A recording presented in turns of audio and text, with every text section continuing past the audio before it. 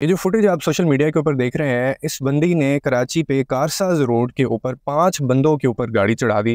काफ़ी वायरल है ये फुटेज, कल से आप इसने इसकी पिक्चर लाज़मी देखी होगी। 2 फुटेजेस इसकी वायरल हो रही हैं, एक पुलिस स्टेशन के अंदर है और एक लोगों ने इसको थोड़ा घेरा हुआ है, रेंजर्स भी उसके करीब हैं। ये वाक़या है कराची का कारसाज रोड का, नाज़रीन। अब होता ये है कि ये खातून बेसिकली एक बहुत बड़े इंडस्ट्रियलिस्ट हैं कराची के, गुल अहमद के वो सीईओ बताए जा रहे हैं। कोई कह रहा है कि या गुल अहमद की किसी बड़ी सीनियर पोजीशन पे हैं, बिग पर्सनालिटी में से हैं, जिसको हम अमीर लोग कहते हैं। और उनकी ये वाइफ रिपोर्टेड की जा रही हैं कि उनकी वाइफ थी नशे के अंदर, ये खातून धुत थी। शराब पी के इन्होंने पहले 2 मोटरसाइकिल सवार जो थे उनको कुचला। उसके बाद इन्होंने आगे जाके एक बाप और एक बेटी को ठोका, जिसके नतीजे में वो बाप और उसकी जो बेटी है वो दोनों जाँ बाक हो गए हैं, वो डेड हैं। और 3 जो हैं वो इंतहाई इंजर्ड हैं, सीरियस हालत के अंदर हैं। तो टोटल 5 लोगों को इन्होंने कुचला। पराडो के अंदर ये घूम रही थी और नशे के अंदर ये धुत। जब इनको बाहर निकाला कि लोगों ने इनकी अपनी पराडो भी उलट गई थी। जब लोगों ने इसको बाहर निकाला तो उस वक्त भी आप ये फुटेज अगर मैं इस पे चला पाऊँ तो आप ये देख रहे हैं, उसके अंदर भी ये डगमगा रही हैं। उसके अंदर भी जैसे बंदा नशे में होता है ना, उसको सेंस नहीं होती किसी चीज़ की, तो ये इस तरह से ये चल रही थी। लोगों ने घेरा, इनके गिर जो है वो बड़ा कर लिया। लोग इनको पकड़ के जो है वो जाने नहीं दे रहे थे। पुलिस ने कोशिश की, क्योंकि अंदाज़ा हो जाता है हमारे यहाँ पे सोसाइटी में ना एक बहुत बड़ा अलमिया ये है कि हम लोग की साइकिल वाला है ना, तो वो कोई गलती करता है ना, उसको थप्पड़ 2 लगा देंगे हम। कोई छाबड़ी वाला है, उसको हम उठा के ले जाएंगे। कोई मोटरसाइकिल पे है, हम उसको भी मारना शुरू कर देंगे, हम उसको बोलना शुरू कर देते हैं। कोई गाड़ी पे है तो हम उससे थोड़ा तमीज़ से बात करते हैं। कोई बड़ी गाड़ी के ऊपर है, वीगो के ऊपर है, या ये जो प्राडो है, या मर्सिडीज़ है, या इससे बड़ी जो लैंड क्रूज़र है, तो हमारी तबीयत बड़ी सेट रहती है। ना उसको वार्डन रोकता है, ना पुलिस रोकती है, उसको कोई हाथ नहीं देता। ये हमारा अलमिया सोसाइटी का बन चुका है, क्योंकि हम लोग आउटर परसेप्शन के ऊपर जाते हैं। और हमें भी पता है, आपको भी पता है, मुझे भी पता है कि अमीर को ना आज तक कोई सज़ा पाकिस्तान में मिली है, ताकतवर को कभी सज़ा नहीं मिली। यही इस केस में भी होगा। मैं ये वीडियो सिर्फ इसलिए बना रहा हूँ कि हमें अपना हक अदा करना चाहिए, अपना रोल प्ले करना चाहिए। अभी जो पुलिस ने इनको अरेस्ट किया है वो भी इस प्रेशर के अंदर आके किया है, क्योंकि एक तो फुटेजेस वायरल हो गई, लोग इकट्ठे हो गए और वो लाशें पड़ी हैं सामने। फिर पराडो खुद इनकी उलट गई, ऊपर से नशे में थी। ये एक क्राइम नहीं है, बैक टू बैक 4 क्राइम्स हैं, नाज़रीन। और लेकिन उनको अरेस्ट करना पड़ा क्योंकि प्रेशर बहुत था। रेंजर्स आ गई, रेंजर्स ने स्पॉट करके इनको पुलिस स्टेशन ले गए वो। और वहाँ पे अब खैर इनके खिलाफ केस भी किया है, क्योंकि सोशल मीडिया के ऊपर काफ़ी वीडियो वायरल हो गई थी, लोगों ने इसको फैला दिया। और लेकिन अब होगा क्या, मैं आपको बताऊं। होगा ये कि ये या तो एक बहुत महंगा वकील किया जाएगा, छुड़वा लिया जाएगा इनको, या फिर ट्रायल के बाद जो है वो इनको कुछ नहीं कोई कुछ करवा सकता। और आपको कोई मज़े की बात बताऊं, इनका जो वकील है वो ये कहता है कि ये मेरा जो ये जिसने किया है, जो क्लाइंट है, ये मेंटली स्टेबल नहीं है, ये मेंटली इल है। अब मुझे समझ नहीं आती, ये लोग हमें पागल समझते हैं, ये लोग हमें स्टूपिड डम्ब समझते हैं, ये लोग हमें।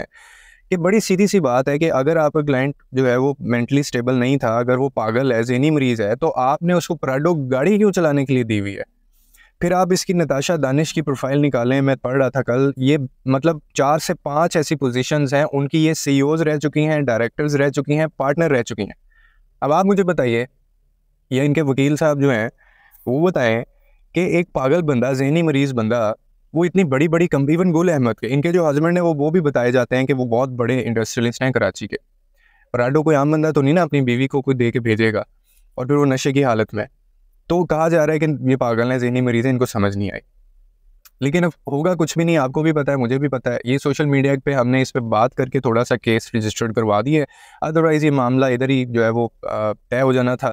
अभी भी कोशिश यही की जाएगी, क्योंकि आज तक हिस्ट्री में पाकिस्तान के अंदर ताकतवर को सज़ा नहीं हुई है। आपको एक याद होगा केस जतोई का, शाहरुख जतोई, जिसने जहाज़ेब गालबन था, तो उसने अब उसकी बहन को छेड़ा था, और जिसके बदले में जहाज़ेब ने शाहरुख जतोई को सिर्फ जाके ये पूछा था कि तुमने ऐसा क्यों किया है, और उसने उसको गोलियों से छलनी कर दिया था।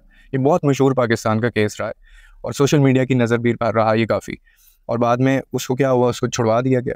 उसको आज तक सज़ा नहीं हम दे पाए, क्योंकि ताकतवर था। इसी तरह से आप सैकड़ों ऐसे, एक दफ़ा एक MPA था, एक MNA था, उसने वार्डन को कुचल दिया था, कुछ नहीं हो सका, छुड़वा लिया गया था। उसके बाद इधर 5 बंदों को हिट किया है, लेकिन कुछ नहीं होगा, छुड़वा लिया जाएगा। लेकिन मेरा सवाल ये है कि इसमें पाकिस्तान के अंदर रहने वाले गरीब आदमी का क्या कसूर है? उसका क्या कसूर है, मेरा क्या कसूर है, आपका ये जो देख रहे हैं हम मिडिल क्लास है, हमारा क्या कसूर है? क्या हम इसी तरह से ज़िंदगी गुजारते रहेंगे? क्या पाकिस्तान में कभी कोई कानून ऐसा आएगा कि ताकतवर भी उसके आड़े में आए?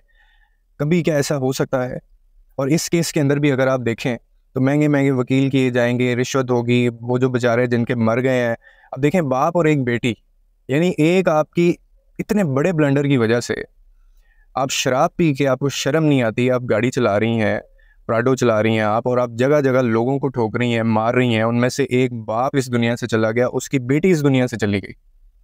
और आपको ये तस्वीर मैं दिखा रहा हूँ, आप ये सोशल मीडिया पे तस्वीर देखें कि कोई कहीं से कोई नदामत, कोई शर्म इन लोगों के मुंह पे, फेस पे इनकी महसूस होती है?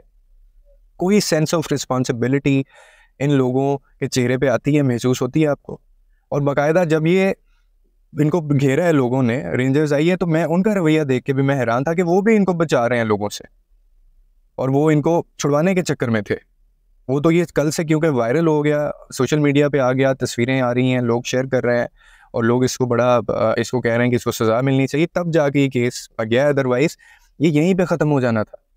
इन्होंने किसी ऐसे मासूम बेचारे पे मार देना था, बल्कि इन्होंने उनके ऊपर केसेस कर देने थे जिन्होंने घेरा डाला हुआ था इसके, क्योंकि इनका यही तरीका होता है और आज तक पाकिस्तान में यही होता है।